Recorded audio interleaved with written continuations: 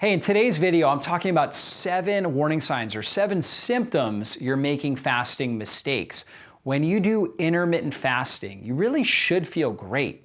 As your body starts to burn fat, you produce ketones. Ketones reduce inflammation in the brain. They actually enhance mitochondrial function. You should feel very energized, mentally clear. You should be able to think sharply and quickly. Shouldn't have a lot of hunger and cravings, if any at all. You should feel really, really good while you're fasting. If you're not, you may be making some mistakes. And so here are the 7 symptoms. One is fatigue. Again, like I said, when you're burning fat, you're producing ketones. That is a really great fuel source for the cells of your body. When you burn fat for fuel, fat produces a lot more cellular energy and a lot less metabolic waste in the body. And you produce ketones to get them up into the brain, and those ketones, they actually reduce inflammation in the brain. They're a great energy source for the brain cells. And so again, you should feel really good, energized. If you're feeling fatigued, if you have brain fog, if you have dizziness, those are all signs that you may be making some mistakes when it comes to fasting. And we're going to address those in today's training. Cravings, you shouldn't have cravings. Ketones naturally shut down cravings, so you shouldn't have that. If you are constipated, that's a little bit different. Obviously, if you're not moving your bowels, okay, you may not be hydrating well. You may not be getting enough electrolytes, but you shouldn't be constipated when you're doing intermittent fasting. You should be able to actually move those bowels well.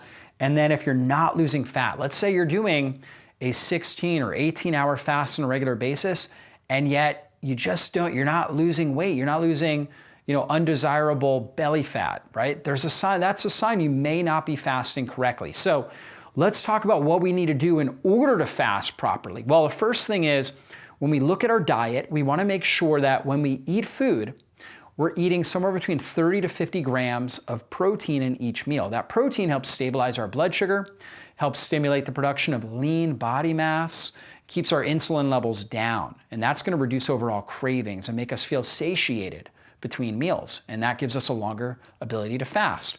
We also want to focus on getting good healthy fats.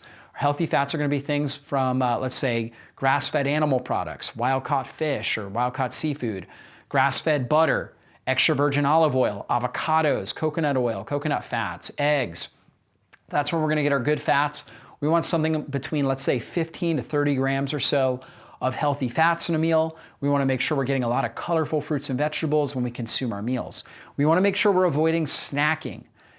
I want you to focus on eating 2 to 3 good quality meals with that protein level, 30 to 50 grams of protein in each of those meals, okay? So if you're doing that, eating 2 or 3 times a day, 30 to 50 grams of protein, getting healthy fats, getting colorful fruits and vegetables in there, you're going to be much more satiated, and you're not going to have as much cravings. One of the big mistakes I see people make is they just don't eat enough when they are eating, and they don't eat enough protein especially. They really load up on a lot of starchy carbohydrates, a lot of carbohydrates that are very insulogenic, that make your body produce a lot of insulin and make you more insulin resistant. And then it's harder to break into your fat stores because your insulin levels stay elevated.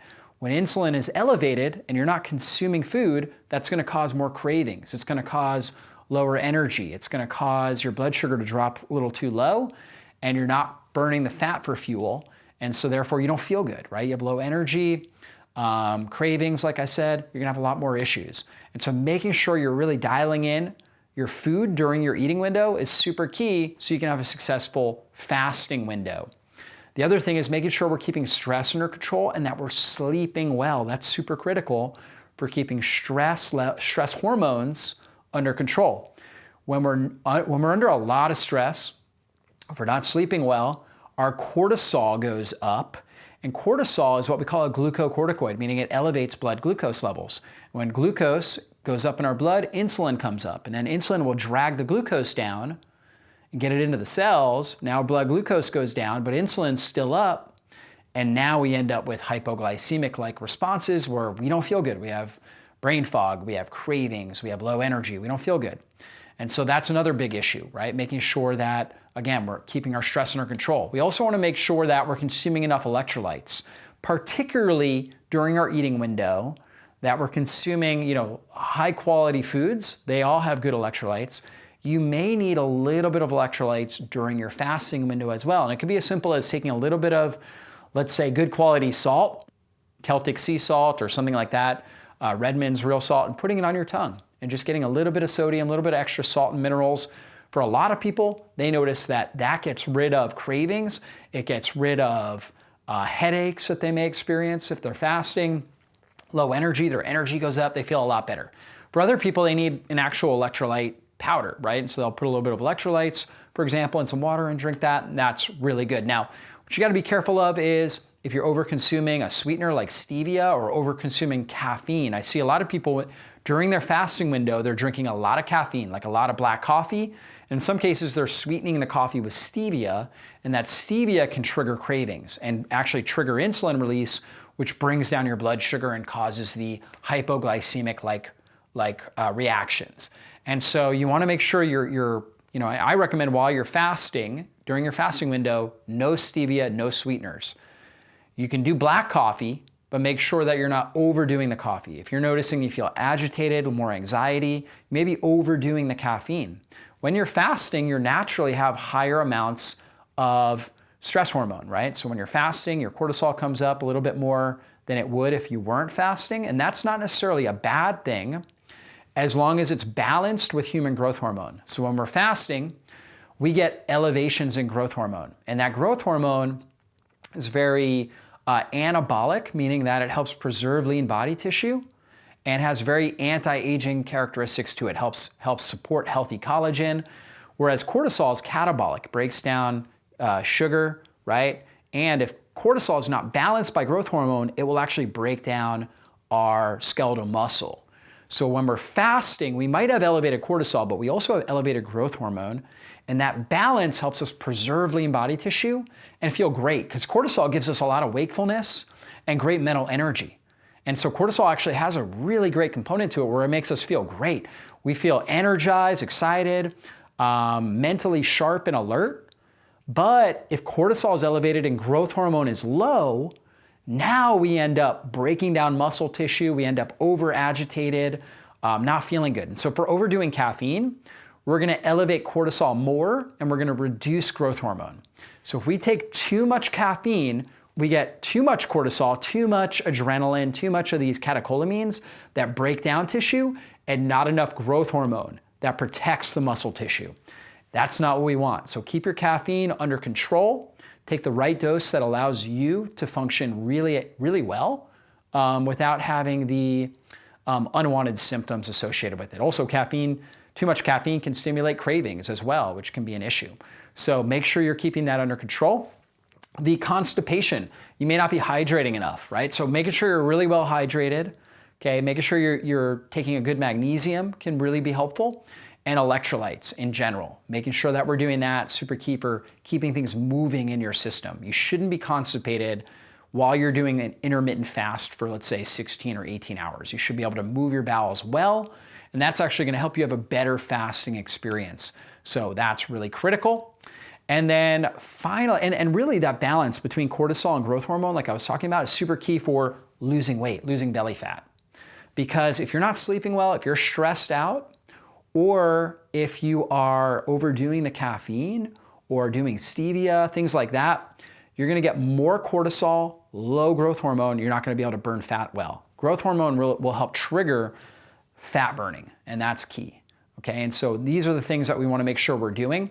And then finally, if you're a female, let's say you're a female, you're in your menstrual cycle, so you're menstruating, another really important caveat is timing out your fasting. So the best time to fast for a female on her menstrual cycle is day 1, when she starts menstruating, okay, somewhere between day 1 and let's say day 10 to 12, great time to do intermittent fasting. Right around ovulation, ovulation is usually day 14, so right around that period of time, maybe a few days before, we want to do less fasting. You know, you might do a 8-hour eating window during your first 10 days of your menstrual cycle, and then you go to a 10-hour eating window or a 12-hour eating window those few days right around ovulation.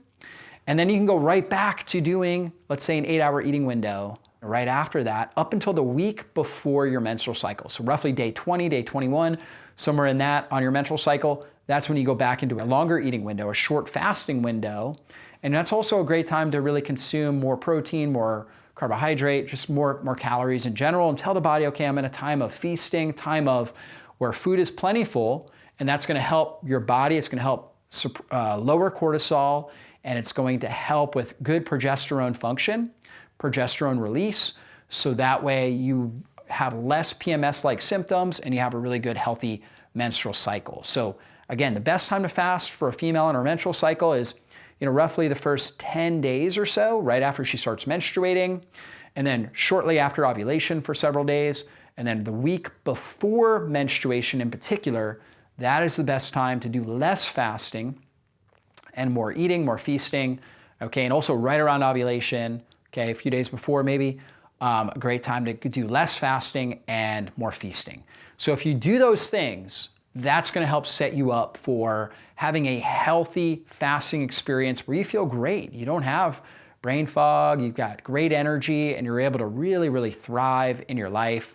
One last caveat actually is exercise timing. I prefer exercising at the end of a fast. That's when I feel best. Exercise can oftentimes cause more cravings.